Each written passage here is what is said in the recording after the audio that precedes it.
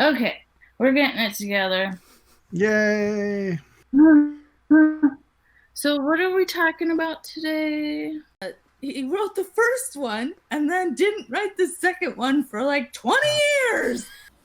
Don't spill an entire cup of coffee all over your things again.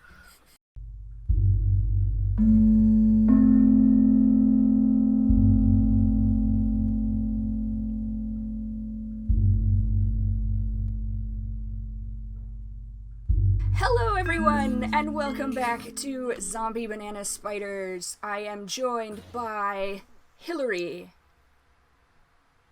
and Colin, Hey! and I'm Heather. And today we're going to be talking about children's horror. That's going to kind of be our main umbrella focus. We should say up front we are three people without children. Proudly. Our experience is being formally a child. Yes. That's where it's coming from. Yes, we were all formerly children. And so that, Did yes. we discuss that beforehand? What's I don't know what you guys were children at one point in time? That is, sure. what a shocker. I mean, I have pictures. They say it was me. So we're going to be talking about horror that is aimed at children, was aimed at children, things that scared us and traumatized us when we were children.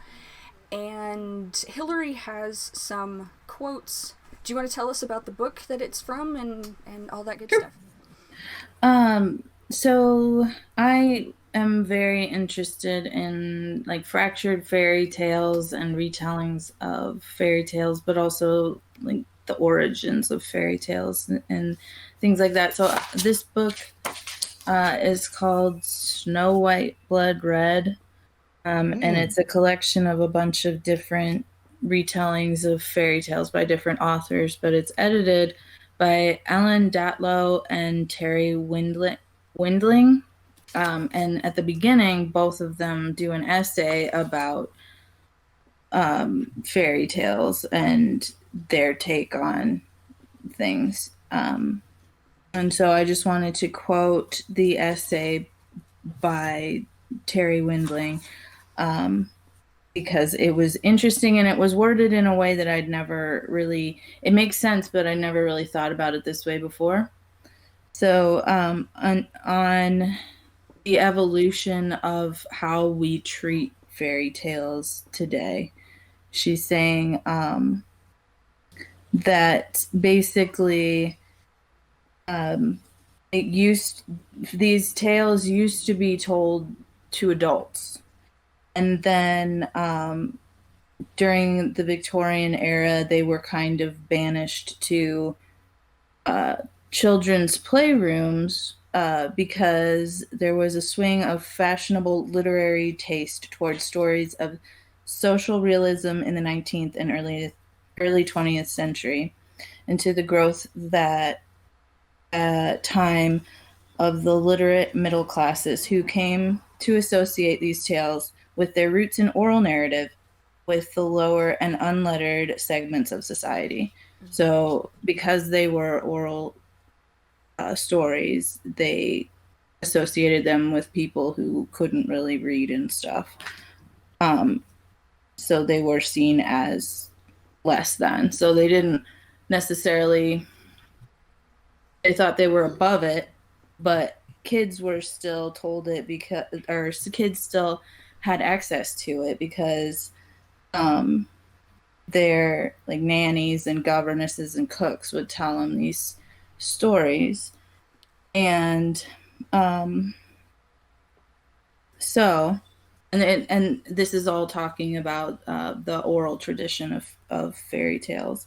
But then when we examine the fairy tales current in modern society, we must keep in mind the source through which they came to us. Victorian white male publishers combed through the thousands of tales gathered in the field by scholars and selected those which they deemed most suitable for their children, or they edited and changed the tales before publication to make them suitable.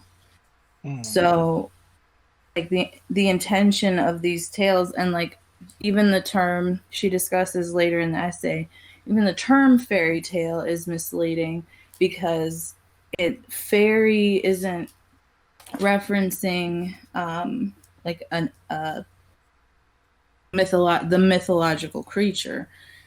Fairy is referencing the world of fairy, and there's a lot more to it than just this mythological creature that in some stories is good and some stories is bad. But I don't know. I kind of got into this idea because recently I watched Hansel and Gretel Witch Hunters. Yep. And it is a delightful movie. It honestly though, it reminded me, it seemed like somebody watched the Grimm brothers one. Yeah. And was like, let's make this a little more cohesive. Yeah. It reminded me of the, I think it was the year 2000 or 2002, something like that, the Van Helsing, Hugh Jackman's Van Helsing. It was like I hated that one. It's so bad. But the vampires laying eggs. No, thank you. Yeah. The Hansel and Gretel, I remember it tanked at the box office and got like mixed reviews, and I'd wanted to see it anyway, and I found it to be like a delightful treat when I watched it. Yeah. You know? It was really fun. It's a lot of fun. Yep. But yeah, I get what you're saying, Hilary, about, you know, keeping in mind like where these tales came from and all that. And that makes a lot of sense about in the Victorian era that the quote unquote like servant class would be telling these tales orally to all these children and that. And I think it's kind of interesting, like as we've discovered on this podcast, everyone that's an adult was once a child at some point. So those aristocratic You children, heard it here first. I know, who would have thought, but can't argue with science, man. They all those aristocratic children hear these tales and grow up, and then I wonder if that's how we get our, and this isn't strictly horror, but the tales like Peter Pan or you know, even your like maybe Alice in Wonderlands or your Wizard of Oz's, like they're influenced by hearing things as kids, you know, over and over. Yeah, and like I feel Makes like sense. too, like you're mentioning, Hill, the idea of the fairy referring to the world, like all those stories that you mentioned, Colin, involve the fairy or the fae in some way in terms of the world. You know, it's going to Never Never Land. It's, you know, falling down the rabbit hole, and the thing that I find fascinating is how, depending on where you were in the world, how very real that world was. There's a story, I wish I could remember what her name was. It's the story of Bridget someone. I can't remember her last name. I will look it up. Did she keep a diary? No. Because I'm thinking Bridget Jones. No. Earlier. Oh. Several. Sisterhood of the Traveling Pants.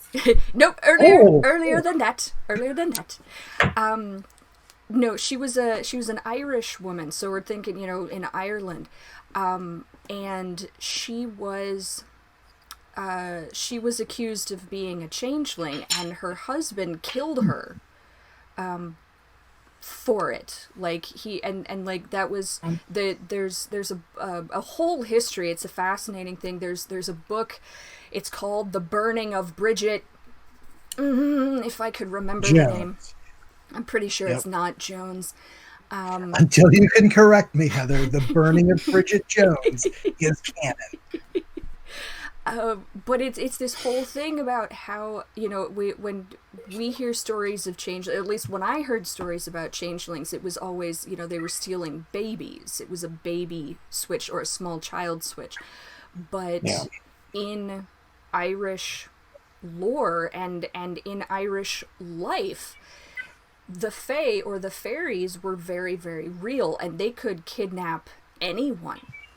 And Yeah. so near to where Bridget and her husband lived, there was like a forest or part of a wooded area that was said to be the home of fairies. And people said that they saw Bridget walking in there.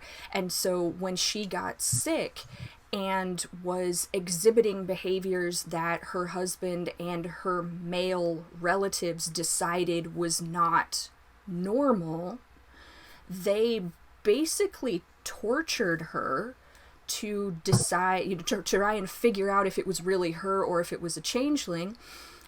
She convinced them for like a couple of days, but then later, then a few days after that incident, her husband got suspicious again and ended up murdering her. And he went to jail. He was tried and he went to jail. But I read a book about this when I was in school, and then I can't remember what the documentary was now. Again, my memory, bad. It's very bad. But just recently I saw a documentary that included her in it, and it talked about how after he got out of prison, he went back and lived in their home, and the locals would say that he went to the fairy wooded area every day waiting for his wife to come back. So that idea, I mean, there's a whole lot to unpack in this history and looking at it from 21st century eyes. But the fact that the fairy world was considered so close, and that it affected the real world or the human world or whatever it is, was a big part of people's lived experiences. And so the idea that the servants or the cooks were telling these stories to the children of the upper class, and the fact that how much the people who were telling the stories, how much they believed them, would certainly come across in the telling. And so then you have children hearing these stories from people who may not believe them, may half believe them, or might completely believe them, would certainly affect then that generation of children and how they took and used those stories. It's interesting that you say that. It brings to mind The Wizard of Oz. I have the complete collection, and at the beginning of each story, there is they got the Frank, what's his last name? The author. Yeah, to talk about his books. And one of the first things that he, in The Wizard of Oz, he was like, all these stories for children are so horrific, and I just wanted to make something nice for kids. But the Tin Woodsman chops off the heads of 100 wolves in the Wizard of Oz, in the book. And also it's Dorothy and all the other people floating down the river. The Scarecrow is what is that word? Hunting? Rowing? With a pole. Oh, okay, yeah. Them along. It gets stuck, and because in the bottom, in the mud, because he's made of straw, he can't pull it out. So he gets pulled onto the stick, and they float away. And they're like, oh, that sucks. He was a good friend. And then luckily, somehow the river changed direction and they were able to come back and save him, but there was no plan on saving him. Luckily, something else happened where they came back and saved him. But it was just how do you think that this is not horrific? Well, I remember too reading, because I don't know if I have the full collection, but I do have a whole bunch of is it L. Frank Baum? Frank L. Some- Baums. All of the Frank. Oz. we are just talking Wizard of Oz books. And he even says, like, after I don't know how many, he would get, I mean, he'd always get letters from children, you know, asking what was happening with the characters and all that kind of stuff. And so he started asking them what they wanted in the story. And then he would take their ideas and write them into the stories. And so I think, I don't remember if he said this or if I just thought this, because the Wizard of Oz stories are kind of all over the place. And it's like you go from one thing to the next thing, and it's the Wizard of Oz, the first story is pretty coherent, but the deeper you get into it, it just becomes, and then she finds a town of people made completely out of China, and she breaks one of them, and oh my god, you know. And so it's kind of, I don't remember if Baum said this or if I just thought it, that because he was incorporating all these ideas that children gave him, it's like the stories did become like less coherent and almost more dreamlike, because these were things that children were interested in. But I was going to say, you've painted a picture, you guys, no disrespect, but of L. Frank Baum as a terrible author. Like, he's like, shit, the scarecrow's stuck in the river. And how are they? The river reverses direction. He's like, I am stuck on ideas. Kids, help me out. Send your ideas to L. Frank Baum, Kansas City. Well, I did not intend to do that. I know. Well, here's the thing, though. It's interesting because I don't, and I might get a lot of hate for this. This might be a very unpopular and maybe an idiotic opinion, but like, I've read Alice in Wonderland and I've read Wizard of Oz, and I didn't find any of the characters particularly engaging. Like, I feel like perhaps this was a situation of somebody taking someone's original content and expanding on it, and incorporating their own things and making it more wonderful than it already is. Because in terms of the books, if I had just read the books first, I don't know if I would be as obsessed with these stories as I am. If they hadn't made all these movies and all these interpretations of them and things like that. Because character development is very important to me. When did you read Alice in Wonderland and the Wizard of Oz books? Like, what first read them? I was older, not as a kid. It was making me wonder, to perhaps cut L. Frank Baum some slack. If he wasn't writing the books more for little kids, and kind of a reflection of how so many things that little kids, I mean, they have no power, they have no control, you know, the adults rule their lives, the adults make decisions for them. Yeah. And, you know, it doesn't make sense to the kid. And I know other people have said this. I have read this in other places. Not necessarily about the Wizard of Oz books, but just in general. That, I'm pretty sure Stephen King said something about it. But the fact that you know, so much of what children experience is out of their control. Like, you know, their friend is stuck in the river and they'll never see them again. What can I do about it? You know, I'm 5 or 6 years old and my parents decide to move across the country. And I'll never see my friends again. What can I do about it? So it makes me wonder if it's along those lines, or if he did it on purpose. I don't know. No, I can see what you're saying. I can see what you're saying, and I also could see that too, because the way if my memory serves, the way a lot of the Oz books are set up is that a parent could read a chapter a night to a kid. Like, it's not the type of literature where you have to sit down and read 4 or 5 chapters. It's like each little chapter is almost a small fable or a little adventure in itself, you know.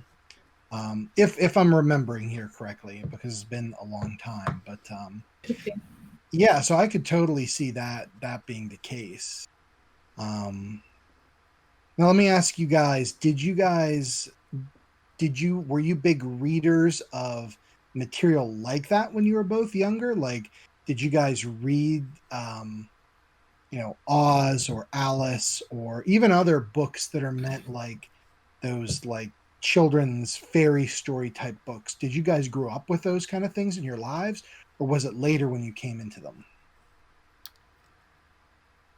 I feel like we grew up with them. Like I don't remember reading like The Wizard of Oz or Alice. I don't remember a specific. Yeah, and I don't remember like a specific collection of fairy tales or anything like that. But I remember having. Well, I remember I had tales from the Brothers Grimm and the Sisters Weird by Vivian Van Velde. Okay. When I was in at least middle school, but before that, I don't really remember. We didn't. Shel Silverstein, I feel like. Yeah. Okay. Yeah. And I mean, our dad read ElfQuest to us. Yeah. When we were way too young for it. So and when I couldn't read yet. Yeah, and he was reading me out. That's awesome. Right. So that in and of itself, I feel has, I don't know about you, Hill, but that sort of formed the foundation of my relationship with fantasy and with fairy tales and with those kinds of stories. Oh, that's awesome. They've been reprinting them too. Yeah. I remember more movies influencing my take on fantasy and stuff. Mm-hmm. Maybe that's why I like making puppets, but like the Neverending Story was a big deal to me as a child. Yeah. And I know that like some of my friends from college can't watch that movie because the puppets terrify them. Except for so Gluck, but Gamork was terrifying. He wasn't though. His teeth didn't even fit in his mouth. I know, that's why it was terrifying. He couldn't close it. How hard can you chomp down if you can't even close your mouth if your teeth don't fit? Have you seen anglerfish? I have, but they can close their mouths. Can they? Mm-hmm. Yeah, and all you gotta do is just drag it to the surface and it dies. Like, no big deal. All you gotta do is punch it in the face. Thank you, Hilary. Thank you. Yeah. Come on, Heather. We're gonna call you afraid of fish from now on. Yeah, then you just grab it, you lift it up to a different pressure zone, and it like explodes. Like, done. Did you know that male anglerfish suction onto the giant female anglerfish's body permanently when they're mating? Mm-hmm. So these female anglerfish float around with all these dead, like, dude anglerfishes permanently hanging off of them? Oh no, it's not that they're dead. They pair up the tiny male anglerfish, sucks onto the female anglerfish, basically becomes a parasite, and just feeds her sperm in order to procreate. Wow. Nature. So does that mean they mate for life? Yeah, they do. But I think it's a little bit of a sweet one-sided polyamory thing going on. You know, that's pretty cool. I gotta give it up to anglerfish. Like, there will be no kink shaming on this show. Whatever you're into, anglerfish, like, you do you know. Mm-hmm. It's all good. But anyway, yeah, anglerfish just drag them to the surface and they die. No big whoop. Well, what about you, Colin? When did you start reading or getting into fantasy, or did you have? Yeah, I'm a wee bit into fantasy. I mean, He as said, a kid. I mean, as a kid. Did you start as yeah, a kid? yes, I did. I remember having the various books like in your little kitty bookshelf, and I grew up with two brothers, so we all had books and stuff we shared, a lot of hand-me-downs, but like Mother Goose type stuff and nursery rhymes, I remember those fondly. um and I remember thinking like Jack and Jill, all those little rhymes and stuff, but I was always so intrigued by like just even those things, like cow jumping over the moon. I'm like, holy shit, like that's awesome, you know? So I remember Mother Goose. I remember nursery rhymes. I remember getting into like Brothers Grimm stuff, but the sanitized for kids versions of Brothers Grimm, Mm. obviously, but big into like Robin Hood and King Arthur and Yeah. Merlin and Wizards and all that kind of stuff. I didn't really get into the Oz books until later, and Alice in Wonderland kind of secretly terrified me. And I kind of prefer my fantasy to be more, I guess, what you call high fantasy, that doesn't have like a protagonist from our world. Or do you know what I mean? Like in Alice in Wonderland and Wizard of Oz, it's always about a contemporary person going to, like you said, the realm of fairy. And I'd rather read about like King Arthur's knights going to the realm of fairy, or stuff like that. So, but yeah, and then my dad was a huge Lord of the Rings fan. So, like you guys, I remember him always telling us like stories about it, and he had various like books of the not the Rankin Bass, the not Don Bluth. The animator. I cannot think of his name, so on tip of my tongue. Ralph Bakshi. The Ralph Bakshi Lord of the Rings. He had like the picture book of that he'd show us and stuff. So cool stuff there. So yeah, it definitely left a very lasting impression on me throughout the years. But I love that. I love that stuff. Being a kid, and I being so imaginative and just constantly thinking about it over and over. And I know that's not true for everybody, but for me it definitely was. So big soft spot for fairy tales and all sorts of things. And I do like Hilary fractured fairy tales kind of stuff, when they take them and give a weird spin on them, or make them even like bloodier and gorier than they initially were, or something like that. Yeah. Love it. Now let me ask you this: how old were you guys when you realized that all the fairy tales that you grew up with were secretly these blood-crazed ravings of lunatics, and filled with gore and death and stuff like that? Because my mind was blown at like 14 when I actually got a copy of like real Brothers Grimm and read about Snow White. Just Yeah, I think I was in high school. Yeah, I think I so. don't remember anything specific, but yeah. I do remember reading, and I can't remember when, because again, memory gone. Hans Christian Andersen stories, so reading like what really happened to the Little Mermaid. Yeah. And Well, we used to watch that movie a lot because Mom really liked Danny Kaye, right? So that was the story in that one. Yeah. I think. What was that called? Because Danny Kaye. Hans Christian Andersen. Was it just called Hans Christian Andersen? Okay. Because yeah, that's a really good movie. But I do remember reading like the book, the story that he wrote. I feel like before I saw that movie. But if we're talking like that fairy tales were actually horrific balls of blood and death, our cousin Adam, I'm throwing you under the bus, Adam. No. But he had this book. That was high school too, though, right? Probably. he had this book, and I found it because he always had just the awesomest books up in his room. So whenever we visited, I would always just like, not even sneak. It's like, I'm going to find books now. And so I'd go and I found this book, and it was a bunch of fairy tales. Like, it was probably the Brothers Grimm, but just a ton of different fairy tales written in kind of graphic novel. It wasn't strictly graphic novel, but it was like they were illustrated and set like graphic novels. And that was when I was like, wait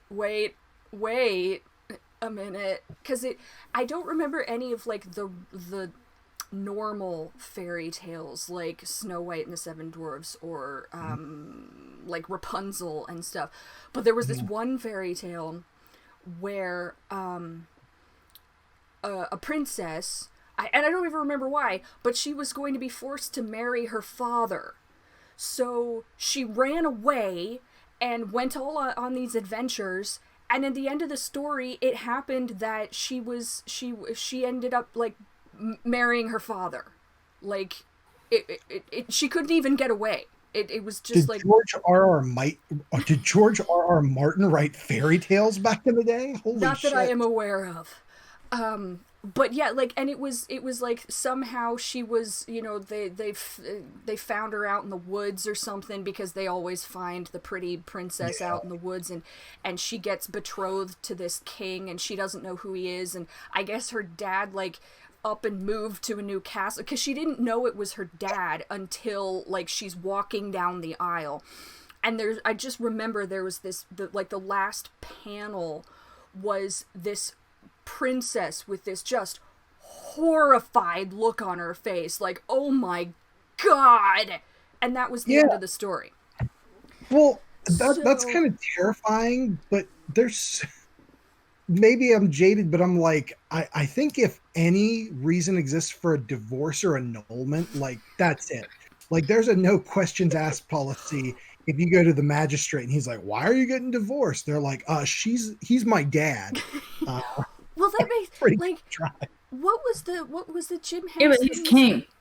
You don't get to do that when they're king. And like, that's the thing. Like, he should be divorcing her. She's like, oh my god, you're my dad. He's like, oh yeah, sucks to be you. Like, what? But like, that was the thing. Is it in Jim Henson's The Storyteller? Oh yeah. There's a story. I can't remember what it's called. Have I mentioned that I have a bad memory? I don't know if that's come up. But there's this story. It's kind of a Cinderella story, kind of.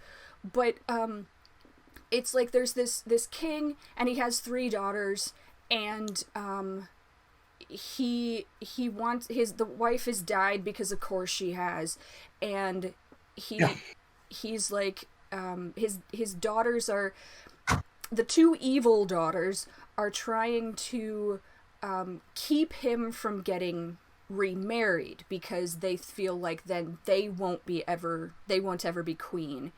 And so there's this tradition in the kingdom that it's kind of like with the glass slipper. It's like whoever can fit this ring on their finger will marry the king. And so his 2 evil daughters try to put the ring on, so he'll marry one of them and they can be queen.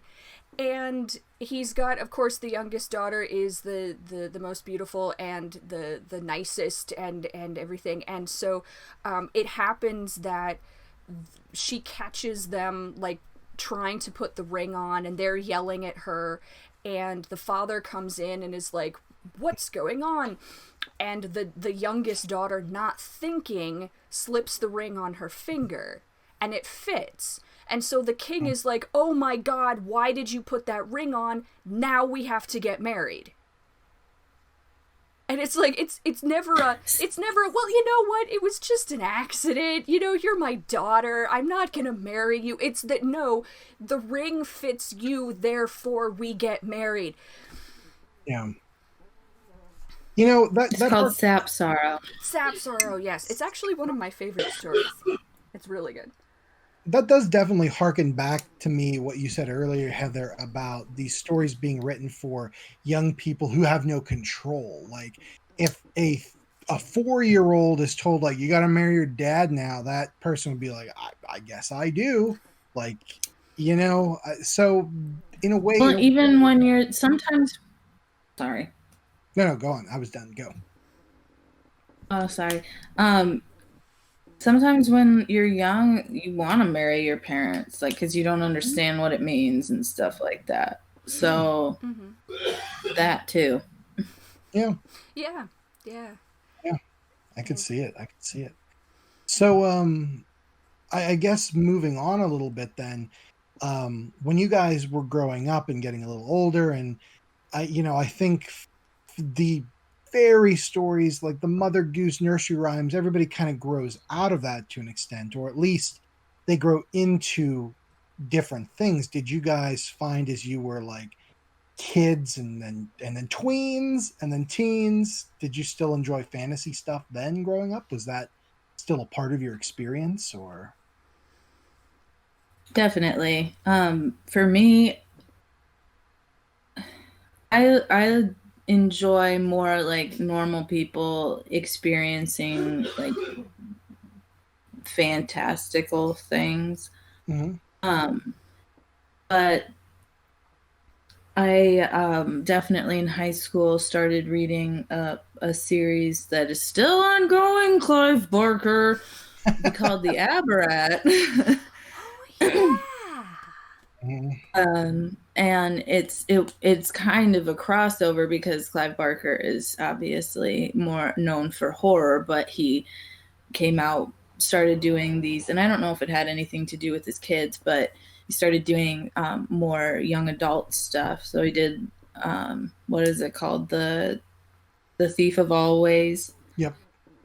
And then he did this series, or is doing, hopefully still doing this series called The Aberrat, which he paints illustrations for. So it's super cool, but it's about this chick who gets sucked into it's kind of a more modern Wizard of Oz type story.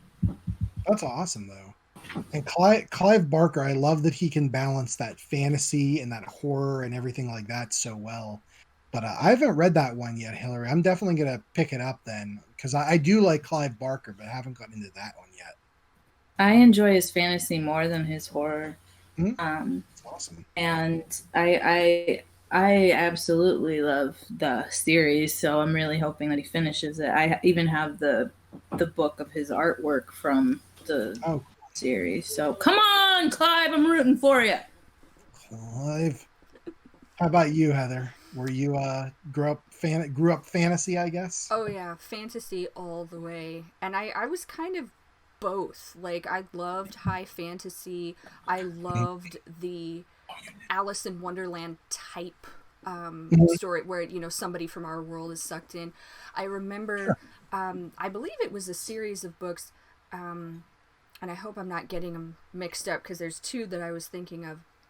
There's a series of books where this guy, he's just a human in our human world, and he something happened, like his wife dies, or he has some very deep personal tragedy, and he would always get these like catalogs for really obscure things, and in one of the catalogs. Yep. In one of the catalogs, he's like, become king. It says become king of a kingdom, and it's like $1 million or something. And he has $1 million, so he buys it, and then he goes into the, and like I loved that. Yep. Bruce Colville? Is that who you're talking about? Is that who wrote that? I don't know, but that sounds like his type of stuff, like Jeremy Thatcher, Dragon Hatcher. Oh, I remember that too. You were breaking up on me, but if you didn't say what it is, I know exactly what that is and who the author is. Who is it? Yeah, what is it? Who is it? It's Terry Brooks. Oh, okay. Yeah, I didn't get into any of the other of Terry Brooks's series, but I really liked that one. And Yeah. then I read at least one of the series by David Eddings, I Okay. think. He has several, but it was another one more on the side of high fantasy because it wasn't someone from our world, but it was Mhm. a young farm boy who finds out he's the heir to this kingdom and he's been hidden all this time because of some evil, and his aunt is a powerful sorceress, and I think it's his great uncle, it might be his great aunt too, is this powerful wizard, and he goes on all these adventures, and very, very cool. Awesome. Yeah. So, and like I kept reading. I don't remember when Dad stopped reading the ElfQuest books to us, but like I kept reading those. He has he had Until like 12 yeah, or wasn't it to something like like 12 volumes of them, and so I kept reading those. I read Lord of the There's Rings. more though. Ooh. Yeah, yeah. It's starting to storm here, so I don't. The lights just flickered, Okay. so I don't know what's up. Uh-oh. Um, but But yeah, Bruce Coville, or I don't even know if that's how you say his name, but that is an author that I read a lot when I was in middle school. Into the Land of Unicorns. Hello, but here's the thing: he wrote that one. It's another one. All these authors are doing this to me. He wrote the first one and then didn't write the second one for like 20 years. And I don't even know if he finished it. That's crazy to me, you know. Like, I think about, all the Harry Potter fans out there that they're like, I grew up with Harry Potter. I'm like, what if J.K. Rowling took 20 years to write like the next in the series? Oh my gosh. It was not a fun time. okay, so I think we're going to wrap up now. And this conversation kind of took a turn away from horror so much into the realm of fantasy, but this is definitely a topic that we're going to be revisiting because there have been elements of horror in pretty much everything we've been talking about. So we're going to come back to probably next time, but don't quote us on that. We're going to come back to the topic of children's horror, but any closing thoughts before we go to recommendations? I like to say I'm a huge fantasy and magic and dragons and all that kind of good shit fan. And yeah, there's a ton of overlap with horror, and I'm just super stoked to talk about it with you guys again. So good times. Awesome. Same. And I am wondering if anybody watching this has any content that they like read or watched as a kid that goes along with what we were talking about today.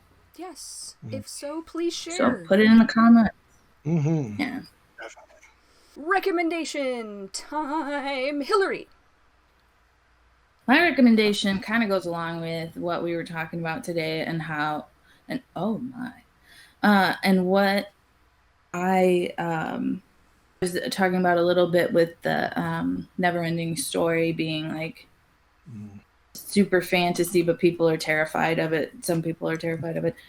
So I'm recommending Mio. Well, this one is called Mio in the Land of Far Away, but when we were little, I'm pretty sure it was just called The Land of Far Away, the version that we saw. And this, I believe, was a response maybe to the Neverending Story because it is kind of, it has a lot of similar elements to it. But it's, little boy is being mistreated and gets swept away where he finds out he's actually a prince and he has to fight this evil knight to save his new land from evil, obviously. So it's got Christopher Lee in it, and it's one of Christian Bale's first movies. He's a baby in it. And also, I had to go outside of the country to find this on disc. They have VHS copies, and that's how we watched it when we were little. But like, it's got Christian Bale in it and Christopher Lee. Why would this not be available? But the soundtrack is also amazing. You can find it on YouTube if you just type in soundtrack to Land of Far Away. It's all there, and it's great. Oh, that sounds great. I think have seen that when I was like very young, but it's like on the edge of my memory, but the name's so familiar. I remember we talked about it at one point, Colin, because it's got the giant head and the kid rides the beard to the Land of Far Away. That's a great, that's a great scene. Yeah. Mm-hmm. Awesome. I'm gonna have to track that one down. Which country did you get it from, Hilary? It was like Germany or something. That it was crazy because I scour eBay for all these old movies that aren't available, or like were once available on disc and aren't available. And the person was like, I got a bunch of these movies as a free giveaway, and I'm selling them. Do you want them? And so it was like $20 that he got for free from like this dude in Germany or something. And I got Heather one too because of course I did. Yes, because she's the best sister ever. Awesome. Well, I love it. That's a good one, man. Excellent recommendation. How many, like, what you have a rating scale though, usually, Hill? What would you rate it? I would say that's 11 out of 10 giant floating heads. Yes. That is the exact same rating I give to the movie Zardoz. So it's cool they share that together. I like that. Fantastic. Awesome. Okay, Colin, what do you recommend? Okay. I cannot find my copy of The Last Unicorn, the cartoon, because that was going to be my recommendation. Maybe we'll do that next time. This time, I'm devoting it to The Magic Sword, a Burt I. Gordon film from, doesn't even say on the back of this crappy VHS that we've had since like I was like 3. But great flick. In it, this it's from the 50s or 60s, so keep that in mind. But kind of a cheesy, low budget, but a lot of fun, where this dude, he's turning 20, I think 20 years old, even though he's played by like a 40-year-old man. Cool. And he's like, I want to set off on my own and do all kind of cool shit and have adventures in this fantasy land. And his mother, who's a witch, is like, no, you can't be doing that. That's garbage. Well, lo and behold, these princesses are kidnapped by an evil magician who holds them in for ransom. And when people can't pay, he feeds these princesses to his dragons.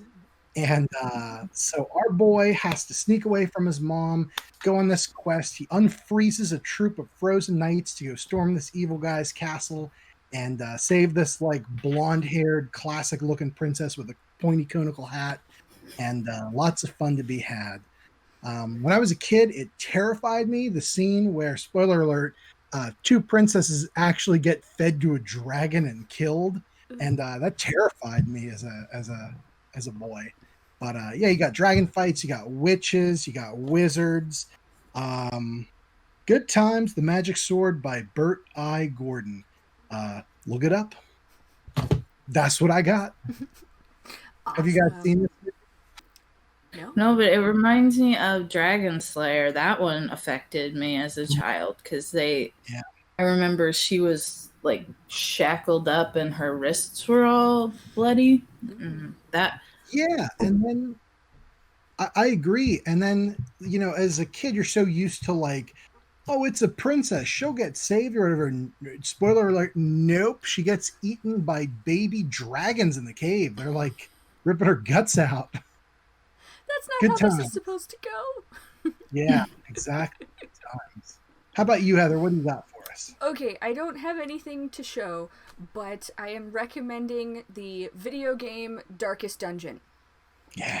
I have been playing it. I've been playing it for a very long time, but I've been playing it more recently because they have kickstarted a board game version, and we fell down that rabbit hole. So probably sometime next year we're going to be getting giant boxes full of all of the pieces of this board game. Excuse me.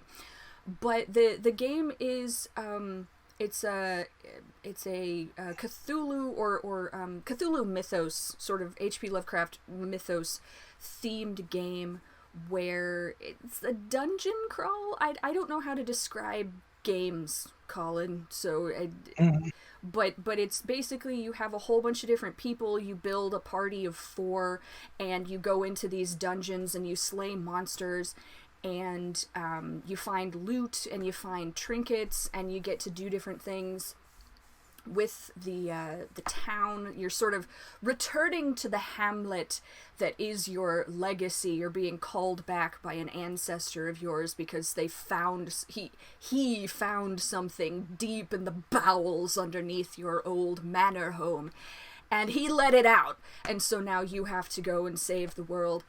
And it's really great because you have to manage stress.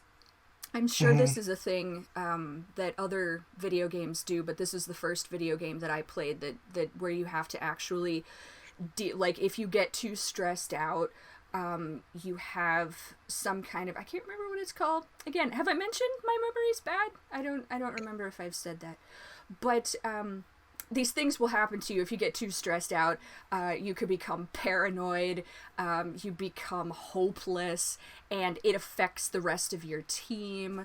And then what's doubly frustrating is that when you then return to the hamlet, even if you are successful in the dungeon, you return to the hamlet, you have to do things to get rid of the stress. It's not like the stress just immediately melts away and you're totally fine again.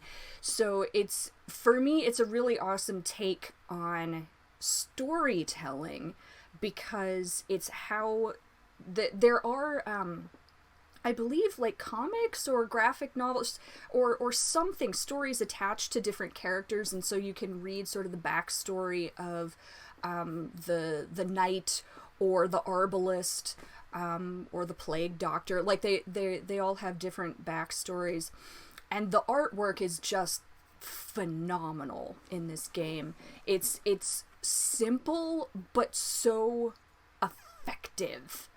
And I love it. I can't get enough of it, and I'm so looking forward to the board game. Awesome. Well, I am very excited to play that at your house, Heather. So when you get it, tell me. We'll drive out. It's going to be great. And we'll bring it home to play with you, Hill. We'll just forego like luggage or anything like that, because it will undoubtedly fill the back of our car. We'll just bring the game and awesome. It's so much fun. I love it. On to the trivia. Hit us. Trivia. Today's category is warlocks, wizards, and magicians. Oh dear. So get ready for this. Who stars as a witch hunter in Conqueror Worm, 1968, and Cry of the Banshee, 1970? Nicolas Cage. Charlton Heston. 1968 and 1970, Heather. Yeah. Good guess, Hilary, but it's not. It is my man, Vincent Price. Good times. Oh, should have known that. Of course. And I don't know what you're talking about, Colin. Nicolas Cage is eternal. He is a time-traveling vampire, that's true, and that's my bad for calling you out on it. The man can do no wrong. Who stars in Simon, King of the Witches, 1971, as he curses the establishment and lives in a Los Angeles sewer? Gene Hackman. Ooh, that's a good guess. I do not expect you guys to get this one. What is that guy's name? You saying I'm wrong? What is that? You won't get it by guessing unless you do a word salad. So just pick 2 names. Pierce Brosnan. 1971, Heather. He was the answer alive. is Yeah, he was in like middle school. It's Andrew Prine. Yeah. Next answer, very similar to the second answer. Who stars as the Mad Doctor in the 1926 silent The Magician?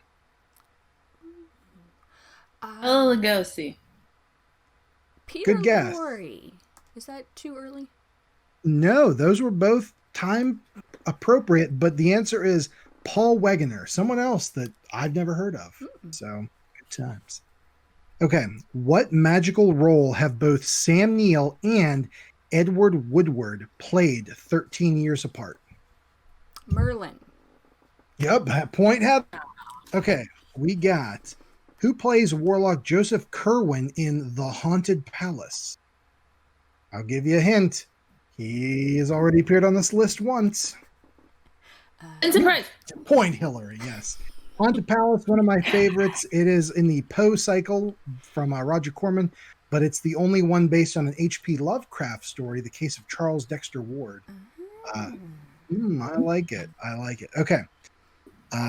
Who plays the Warlock in Pursuit of Sandra Dee in The Dunwich Horror, 1970?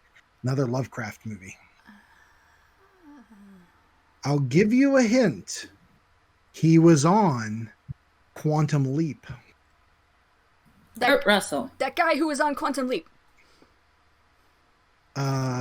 Partial credit, Heather? It is, of course, Dean Stockwell, and he goes, "Yog, soft off, yog, soft off." It's wonderful. Great film. We're gonna have to watch it one of these days. Yes. Okay. What two famous actors are pursued by a witch? Bless you, whoever that was. Bless you.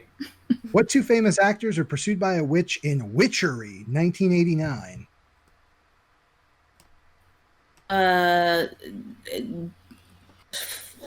What's her face? I'll give you a hint, unless Bette Midler and the blonde that was popular in the 80s.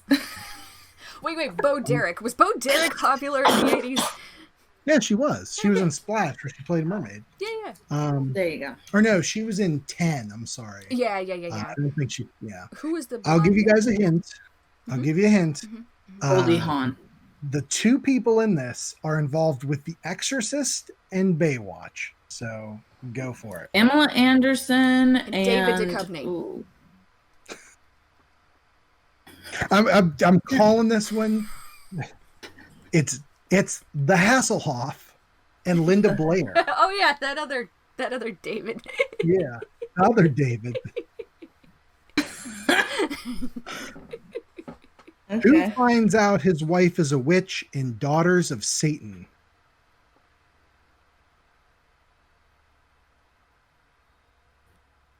Orgo. Oh yeah, I know this one. I'll give you a hint. It's Magnum PI. Oh, what is his name? Quigley Down Under. Yes. Tom Selleck. Tom Selleck is the answer. Point, Hilary. Good call. Who plays the head of a coven that builds occult toys in a small town in Necromancy, 1972? Christopher Lee. No, but it's another very, very famous actor. You might know him from his commercials for frozen peas. They have commercials for frozen peas. The Green Giant. The Jolly Green Giant? I think it was frozen peas. He also voiced Omicron in Transformers: The Motion Picture. Guys, I could not be more clear here. Patrick Stewart. No, I'll give you one last hint. I'll give you one last hint, and if you don't get it, I don't even know what to say. Rosebud. Oh, Orson Welles? Oh, point, Heather. Good job. You're really knocking them dead today, Heather. Okay. Couple more. Who stars as the evil Roxor in Chandu the Magician, 1932, and then returned 2 years later to portray the heroic Chandu in a sequel? Charlie Chaplin. No. Hilary, you said his name earlier, and it was a wrong answer. Oh. Bela Lugosi. Bela Lugosi. Hilary for the point. I just didn't want to be a broken record. No, you're good, man. You're good. Just like put all C's on the Scantron form until you're bound to get at least one right. Who plays the philandering wife Vincent Price seeks revenge upon in The Mad Magician, 1954? I don't know, but I feel like I might have Eddie actually Davis. seen this. Raquel Welch. It is Eva Gabor. Okay. Who fakes death as a magician hypnotist in The Strange Mr. Gregory, 1946? I'm just going to give it to you in the interest of time. Edmund Lowe. Did either of you guys know that answer? No, but I resent the fact that you think that we wouldn't. You know what? I don't like being I gave you the through my opportunity trivia. to just say, yeah, I knew that, and I would have given you the point. But no. Well, that's not what this is all about. Hey, guys.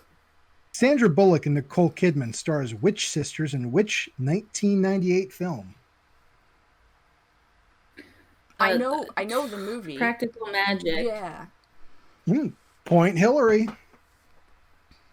And last but not least, what is the name of the dummy in 1978's Magic? Johnny Two-Tone. You're getting close. It's like a jazz musician kind of name.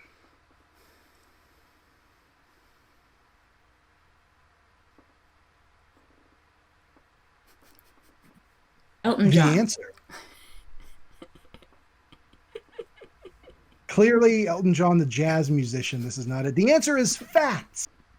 Anthony Hopkins has a magical dummy, ventriloquist dummy that kills people in Magic, named Fats. Huh.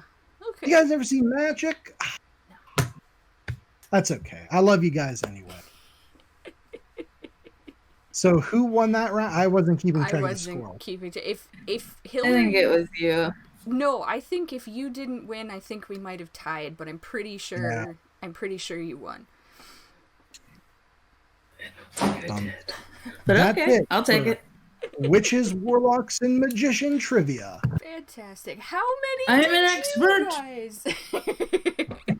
How many did you guys get right? Did anyone know Edmund Lowe?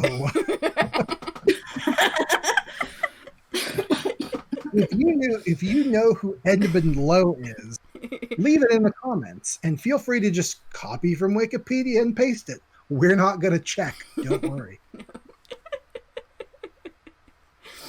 Well, this was awesome, guys. And so, yes, so we're going to be continuing this discussion. And as always, if our listeners have suggestions for things for us to read or watch or play, please leave them in the comments. But where can people find you? Hilary? I am at Horalius_art on Instagram. And Colin, where can people find you? I am at Colin Richards Art on Instagram and Facebook, and Markers and Monsters on the YouTubes. Links for me and Hilary are in the description below. Awesome. Well, thanks for joining us, guys, and we will see you next time. Bye. Bye.